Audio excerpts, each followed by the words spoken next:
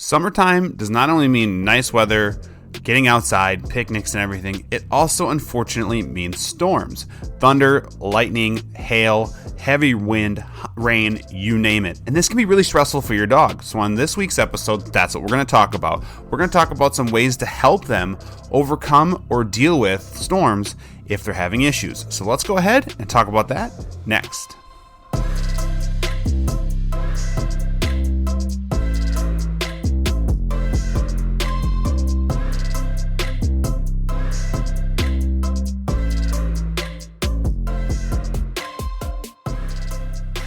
All right, let's get this week's episode going. Hey everybody, I am Jake. I'm from ondogtrainingacademy.com. We're an online dog training website, so definitely check us out on ondogtrainingacademy.com. There you'll be able to see courses. We do one-on-ones, so if you ever want to just talk to me and get some advice or want to do lessons or whatever, we do offer virtual one-on-one lessons. It is very beneficial. We can set up to where I can have a dog present to use for demonstrations, or if you want to just talk, we can certainly do that to kind of come up with ideas for whatever issues you might be dealing with your dog. You can also find if we have any live events coming up. We don't at this time, but if we do, that's where they'll be, is on dogtrainingacademy.com. We're on Facebook, we're on Instagram. Our podcast, Learn, Laugh, Bark, is on there as well. So search us on there and find us, like us, subscribe. If you're listening on our podcast, guys, thank you very much. We always appreciate our listeners on the podcasts, wherever you find your podcasts. If you're watching us on YouTube, hey guys, how are you? You can see me. We would really appreciate if you subscribe to our channel. Let's boost this channel up. That way, also, if you click on notifications, you'll get notified anytime our podcasts our podcasts or YouTube videos become available. We try to do these once a week. And last week I was gone, guys. I took a week off to enjoy the finally nice weather, get some projects done around home, and train some dogs. So I appreciate you guys letting me have that week off, but I am back, I am ready, and let's get talking about it. So as I sit here today, it is early May. I shoot these about a day or so before I post them, so it is May 11th right now. And we are within hours away of getting hit by another big storm. It's dark, it's gloomy out, it's warm, it's humid. It just feels like it's going to be a stormy day. A couple days ago, we got hit with a storm that produced about quarter-size hail. Some places around us got it even worse. And it brought me back to 2019 when we got hit here at our house. We got hit with a storm that hit us with softball-size hail. If you can imagine what that sounds like, I don't even know if you can imagine what that sounds like if you've ever actually been through it. It was brutal. It caused a tremendous amount of damage to our house and everything. And in a previous episode, I actually did talk about storms and things like that. And I did show pictures of the damage to our house, actually. And I just felt like, we're getting into this. And this is a subject I've talked about frequently and a subject I've talked about relatively recently, but I just felt like, hey, we need to address this again because we're getting into these months. I wanted to have a episode dedicated solely to thunderstorms and how can we overcome this. I'll do one for the 4th of July where we talk about fireworks and everything. I'm going to do that every year, but for this year, for this time right now, thunderstorms. So we got to first talk about why are dogs afraid of thunder? Well, there's a couple theories. There is a theory that and I don't know how much this is actually true, but there's a theory that lightning actually, the act of lightning produces some sort of either a high-pitched noise or something, or the pressure, something happens where it actually can be painful to some sensitive dogs. I personally don't know if that's true. I haven't done enough research to validate that, but what I can say is one of the things I think that is fearful to a lot of dogs is just the sheer fact that it's a noise that they really can't identify and locate. So, you think about it, when the thunder goes boom, it goes across the entire sky. And I think dogs sometimes have a hard time if they can't pinpoint where it's happening. Like if you scream and your dog looks at you and goes, that's where that noise came from. Or if you drop a pan on the ground, the dog can go, that's where that noise came from. They don't care. Even some dogs, there'll be dogs who are afraid of thunder, but not afraid of gunshots. It's because they can see, boom, they have a place of reference. That's where that noise came from. But with thunderstorms, they just don't. They just can't, they have a direction, but they don't have a pinpointed location. And that can be hard on some of the dogs. The other thing, too, is if a traumatic event, 2019, softball-sized hail, completely just destroyed our house. That was really traumatic for our own dog, who up until then was what I would be considered bulletproof when it came to thunderstorms, loud noises, everything. Now he has issues with thunderstorms. They're mild, but he has issues with thunderstorms. He has issues with high winds, rain, noises, things like that. He just doesn't like it now, and it's almost like a PTSD where it kind of triggers when these storms come through. And, that stuff definitely can happen. And, I mean, even for me, we got hail the other day, and the sound of it brought me back to that day. Now, I'm not saying I have PTSD, but it definitely gave me a little bit of like, oh my goodness, like hearing that noise, hearing the hail hit the roof. And, we get pea-sized hail here, relatively frequently throughout the season. So that's not new, but quarter size was getting a little heavier to where it was actually making some considerable noise. But what I want to talk about now is what can we do? Things that we can do to help our dog overcome the issues with storms. Now, this might not be something where your dog ever gets cured of. I think it's really hard, especially like an emotional response, like a PTSD type of thing. I think it's really hard for dogs to just get over it. Now, I'm not saying your dogs can't and you can't work them through, but at the very least, we don't want to make it worse, and we want our dogs to be happy and comfortable while they are going through these storms when the issues would pop up. So the one thing I will say, excuse me, the one thing I will say is that's not on this list that I will mention just off the top of my head is consulting a vet. I'm not against medicating your dogs to help them get through it if it's like high level stress, like bad stress, destructive, biting you, whatever, something super bad is happening. But if it's mild, I think I'm just hearing thunder right now, of course. Gotta make sure I get this done before we lose power. But if it's mild, I would rather try to help the dog work through it than put them on meds. Meds are okay because they can chill the dog out to where they are maybe in a workable state. But sometimes meds can definitely dope the dog out to where, they don't notice, but there's no way of making progress.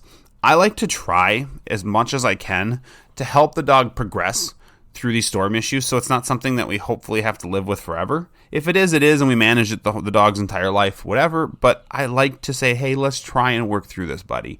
If it gets to the point where the dog is just tremendously stressed, well, we just got to deal with that then, and meds maybe are an answer. But anyways, here's my list of things that are going to help you guys out. The first one is give them a safe space. This could be a room, this could be a kennel, this could be a spot in your house, somewhere where the dog says, hey, I feel safe. Good example I can give you for Luda. When it gets really windy out, if I'm down here working and Luda's afraid, he'll sit in our foyer. So it's kind of halfway between our basement and our upstairs. He'll sit there. I'm not sure why, but he feels like that's his kind of safe area. He wants to be more ground level. Now, maybe he doesn't come all the way downstairs because either A, I have the door shut, or he just knows he's not supposed to be coming down the stairs. And so he's like, well, I don't want to commit the entire way and be in trouble, but I'm going to sit in this foyer where I feel a little more comfortable. I think he tries to, this really happens with high winds. I think he's trying to escape the sounds of the high winds, and that's the first place he gets to that the sound kind of subsides a little bit. So give them a safe place. Now, like with Luda, he wants to be by me when the storms are going. He's not comfortable, so he always wants to be by us for like protection or for safety, which is fine. We let him do it as long as it's not like he's trying to break out of kennels or do anything crazy like that. We will let him just hang out with us, and we'll do a couple of the things that I'll be talking about next. But even if the safe space is just hanging out next to you on the floor, let your dog do that. If that's what's going to help them overcome this, let them do that. And there is the old thing of like, well, don't pet them, don't praise them. I'm not gonna praise my dog and be like, yes, you're doing great, you're so awesome, but I am going to like soothe them. There is something to be said about consoling a dog when they're afraid. Not feeding it necessarily, but just having I'll just have my hand on him and I will just calmly be petting him kind of while this is all going on. I'm not doing a ton of talking and being like, oh, it's okay, oh my God, it's okay. Because even sometimes our like frantic soothing sound, like we're trying to talk like I just did, can increase nervousness. So I just have my hand on him and I just calmly pet him to just let him know, you're fine, bud. You're fine. Which will lead into something else here later. The next one then is give them some distractions. So what I like to tell people is find something that your dog is really into. So with Luda, he loves food, he loves chews. But I will say, the last storm we had, this 2 storms ago that we had, I gave Luda a Whimsy, which usually he absolutely loves these chews. And he stopped halfway through because of the storm and decided he just wanted to lay by us. He did not want to chew on his bone, which is something he would never just give up. And he just left it. He's like, I think I'm done. I want to just be safe. So that bone was not enough to push him through the nervousness that the storm brought. So I'm like, okay, bud, well, what does he really like? He loves tugging. He loves balls. He loves toys. And he loves treats. So we did like some really fun obedience stuff. We did some trick training. We did super light things. And we did some tug reward play. Everything he already knew. And this is the important thing too. I'm only going to do stuff with my dog that I'm confident I'm not going to have to like work on or correct if he makes mistakes or anything. This is about having fun. So I do things that I'm very sure my dog is going to do well at. And if he makes a mistake, I'm certainly not going to add correction because he's making a mistake under the umbrella of I'm nervous, but I'm still doing this thing. So I try to tie in what my dog values really high with the thing that he's kind of afraid of, which would be the storm, and keep it light and fun and distract him a little bit. I think that's a really good idea. Other distractions you can give your dog is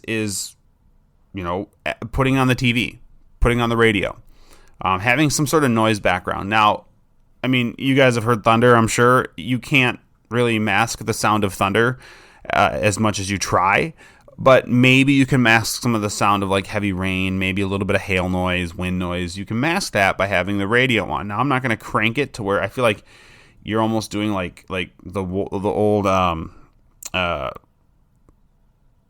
can't even think of what it's called, but where the military would just play music super loud and annoy their people are going against, just replay the same annoying music over and over. Psychological warfare, I'm sure that's what that's called. I feel like maybe if you play certain musics and stuff, maybe the dog gets to that point. So be really careful with what you're playing and keep it at a decent level, but just don't blast and blare it to the point where it could actually be harming the environment. And so you want, with this, like I said, with the distracting them, it's TV, it's radio, it's games, playing games with them, having a good time with them as much as you can. The next one, and I think this is something that I think can be a missing piece to help you guys out. Watch your reaction to things. Watch how you react to the storm. It's so easy and quick for us to be able to go, holy crap, when there's thunder or lightning, when some loud noise happens. It's really easy for us to react and be like, oh my God, and then you run to the window and you want to see. I think especially with dogs are pack animals. So whether you want to admit it or not, they're going to have a hierarchy in your household. So how they see you, well, ideally they see you as the leader, right? So if the leader is calm and not worried, then that typically will sort of bleed down to the other dogs or the other people in the house. But if you're nervous, if you're anxious, well, I think the dog goes, well, shit. Well, if dad or if mom is nervous, maybe I need to be too. And that can really affect your dog's behavior. If you pop up and you run over to the window, your dog's coming with you like, what is it? Oh my God, that noise got you upset. That noise got you scared. Well, I'm going to be scared too. And we need to be careful. So try to keep it all inside. When that thunder goes, you could just kind of go, like a little bit, or like I'll calmly turn to my wife and I'll be like, man, that was a big one. But I'm keeping my voice calm. Internally, I could be going, oh my God, what the hell just happened? But externally, I am trying to portray calmness so that my dog doesn't feed off of my anxiety towards the storm as well.